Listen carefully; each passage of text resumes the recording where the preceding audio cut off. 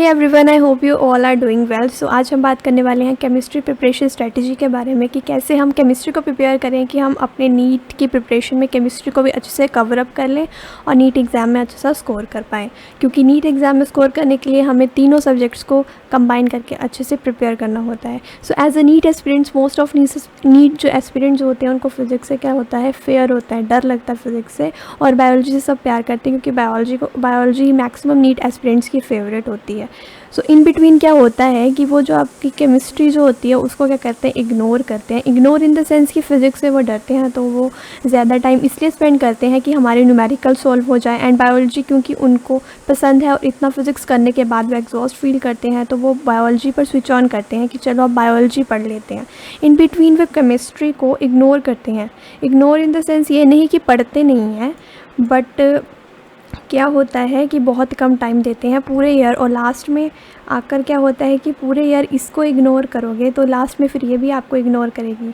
Sorry, jocks apart point ये है कि इस केमिस्ट्री को भी आप इक्वल टाइम ना देकर थोड़ा टाइम भी दोगे तब भी वो काम कर जाएगी। क्योंकि होता क्या है कि केमिस्ट्री हमारी मॉडरेट आती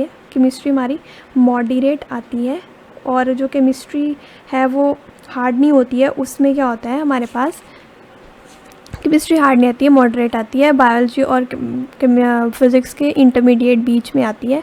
इसमें क्या होता है, ज़्यादा न्यूमेरिकल्स नहीं होते और इतना ज़्यादा लर्न करने के लिए नहीं होता, बट लर्न करने के लिए भी होता है सिर्फ ऑर्गेनिक के केस में, क्योंकि ऑर्गेनिक हमें लर्न करनी पड़ती है। सो दोनों का मिक्सचर होता है जो हमारा केमिस्ट्री होता है, फिज़िक्स और बायोलॉजी का। ईजी भी नहीं आती है, मॉडरेट आती है।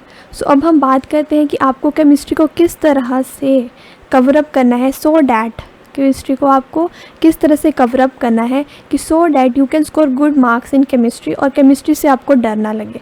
सो मैं आपको अब वो बताने वाली हूँ। कमिंग टू डैट पॉइंट कि केमिस्ट्री को पढ़ने की स्ट्रैटेजी क्या है, केमिस्ट्री को हम किस तरह से पढ़ें। So coming to the next point, वो हमारे पास ये है कि केमिस्ट्री में टोटल चैप्टर्स कितने, हमारे पास 30 चैप्टर्स हैं, जिनमें से जो 14 चैप्टर्स हैं वो हमारे पास किसके, 11th क्लास के पार्ट के हैं। 14 चैप्टर 11th में है और 16 चैप्टर किसके, 12th के हैं। सो अब इनमें से कुछ चैप्टर ऐसे हैं जो बहुत ज़्यादा वेटेज रखते हैं, इनमें से कुछ ऐसे चैप्टर बहुत ज़्यादा वेटेज रखते हैं, बट कुछ चैप्टर ऐसे हैं जिनसे हमारे हर ईयर क्वेश्चन आना ही होता है।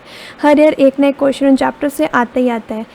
तो क्या होता है, अब वो कौन से चैप्टर हैं, चलो उनकी बात करते हैं। फर्स्टली कि वो कौन से चैप्टर हैं जिनमें से हर साल कोई ना कोई एक क्वेश्चन ज़रूर आता है, वो डेफिनेटली फिक्स्ड होते हैं। सो वो इंपॉर्टेंट चैप्टर्स ये हैं। सबसे पहले हमारे पास है chemical bonding, equilibrium, thermodynamics, chemistry, chemical kinetics, coordination, solution and redox, gaseous state, surface chemistry, isolation, polymer, biomolecules and chemistry in everyday life. अब क्या होता है कि ये जो मैंने यहाँ पे जो ये चैप्टर्स हैं मैंने येलो से जो रिप्रेजेंट किए हैं यहाँ पे, इनका वेटेज काफ़ी ज़्यादा होता है। और साथ में हमारी ऑर्गेनिक तो होती है, क्योंकि आप सबको पता है कि उसमें से क्वेश्चन आता ही आता है। डेट्स वाई उसको इंक्लूड नहीं किया है मैंने यहाँ पे, क्योंकि वो सबको पता होता है। लेकिन कुछ ऐसे चैप्टर्स हैं जिनका वेटेज जो है वो ज़्यादा नहीं है, बट इससे हर ईयर एक ना एक क्वेश्चन ज़रूर आता है। वह एक ना एक क्वेश्चन डेफिनेटली आता ही आता है और ईजी आता है। तो वो ये चैप्टर्स हैं, ये वो चैप्टर्स हैं जिनको आप एनसीईआरटी से भी कवर अप कर लेंगे तो भी आपका अच्छा स्कोर हो जाएगा। ये हमारे पास 7 चैप्टर हैं, जिनमें से जो है एक क्वेश्चन हमेशा आता है, तो 7 चैप्टर्स हैं, एक क्वेश्चन हमेशा आता है। तो अगर हम कैलकुलेट करें तो ये जो चैप्टर्स हैं हमारे 28 मार्क्स जो है वो हमारे स्कोर में ऐड करते हैं। 28 मार्क्स हमारे स्कोर में ऐड करते हैं, वो भी बहुत ईजिली डायरेक्ट क्वेश्चन आते हैं इनसे। सो अब स्टूडेंट्स क्या करते हैं कि जो हाईली वेट चैप्टर्स हैं इनको जो है वो ज़्यादा टाइम देते हैं और इन चैप्टर्स को क्या करते हैं, वो इग्नोर करते हैं क्योंकि इनमें बहुत टाइम ज़्यादा, इनमें ये जो चैप्टर्स हैं ये काफ़ी लेंथी होते हैं, इनको जो है कवर करने के लिए बहुत ज़्यादा टाइम लगता है। जैसे कि आपका इक्विलिब्रियम चैप्टर्स है तो इसके 2 चैप्टर्स हैं, 2 पार्ट्स में डिवाइड है। एक केमिकल इक्विलिब्रियम एक आपके पास आता है, आयनिक इक्विलिब्रियम, तो बहुत बड़े बड़े चैप्टर्स होते हैं ना ये, तो इनको ज़्यादा टाइम लगता है। जिससे क्या होता है, इन चैप्टर्स के लिए जो है वो टाइम ही नहीं बचता। आपके जो ब्लू से रिप्रेजेंट किए मैंने, जिनसे हर एक हर साल एक क्वेश्चन आता है। इन चैप्टर्स के लिए आपके पास क्या होता है, टाइम ही नहीं बचता है।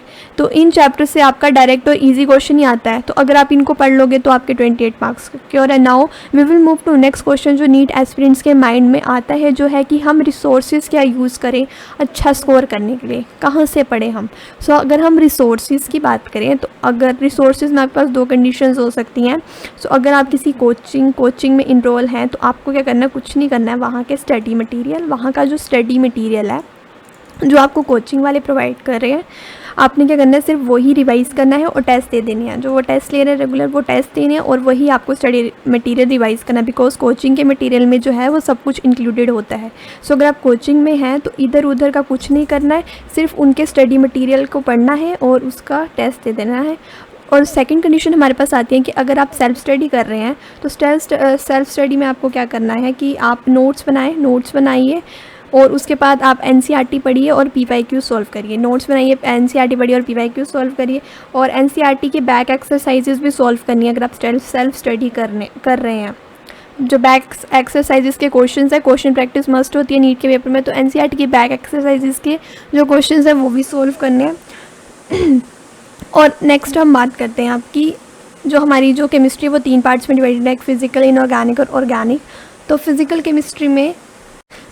केमिस्ट्री में फॉर्मूले आपको पता होने चाहिए, फॉर्मूलेज पढ़ने हैं और क्वेश्चन प्रैक्टिस करनी है। फिजिकल में न्यूमेरिक्स होती हैं तो उनकी क्वेश्चन प्रैक्टिस करने पड़ती है, तभी जो फॉर्मूले का कहाँ पे कैसे यूज़ करना है तभी हमें पता चलता है।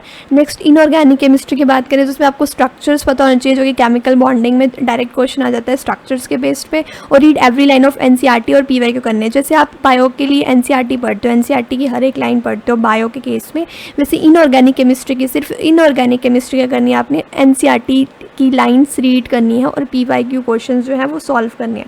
और नेक्स्ट अगर हम बात करें ऑर्गेनिक केमिस्ट्री के बारे में, तो ऑर्गेनिक केमिस्ट्री में आपको रिएजेंट्स पता होने चाहिए, हर रिएक्शन के उनके इंटरमीडिएट्स पता होने चाहिए। और ऑर्गेनिक केमिस्ट्री की प्रैक्टिस के लिए आप एनसीईआरटी की बैक एक्सरसाइज के क्वेश्चंस कर सकते हैं, प्लस पीवाईक्यूज आप प्रैक्टिस कर सकते हैं। उससे आपको ये पता चल जाएगा कि ऑर्गेनिक केमिस्ट्री के क्वेश्चंस कैसे आते हैं और क्वेश्चंस प्रैक्टिस हो जाएगी। क्वेश्चन प्रैक्टिस ज़रूर करनी है अगर आप नीट की प्रिपरेशन कर रहे हैं तो। और क्या करना है फिज़िकल के केस में, एक और चीज़ मैं आपको बताती हूँ। फिज़िकल के केस में आपको क्या करना है, फॉर्मूला शीट जो होती है, फॉर्मूला शीट, हर चैप्टर की फॉर्मूला शीट प्रिपेयर करनी है, जो कि ज़रूर बनानी है आपने। बट अगर आप केमिस्ट्री को 3 आवर्स भी देना शुरू करेंगे, कि फिज़िकल की करनी है आपने, फॉर्मूला शीट बनानी है। और ऐसे नहीं करने की केमिस्ट्री को आपने बिल्कुल इग्नोर ही करना है। केमिस्ट्री को अगर आप 3 आवर्स भी देंगे, दिन में सिर्फ 3 घंटे केमिस्ट्री पढ़ेंगे, तब भी आप जो है बहुत अच्छा स्कोर कर पाएंगे।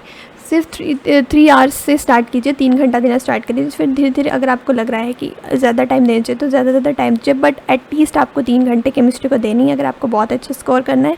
और आई होप सो मैंने आपकी सभी क्वेरीज जो हैं वो क्लियर कर दी होंगी। फिर भी अगर आपको कोई डाउट है तो आप मुझे कमेंट सेक्शन में पूछ सकते हैं, मैं आपको वहाँ पे रिप्लाई कर दूँगी। और all the best, thanks for watching.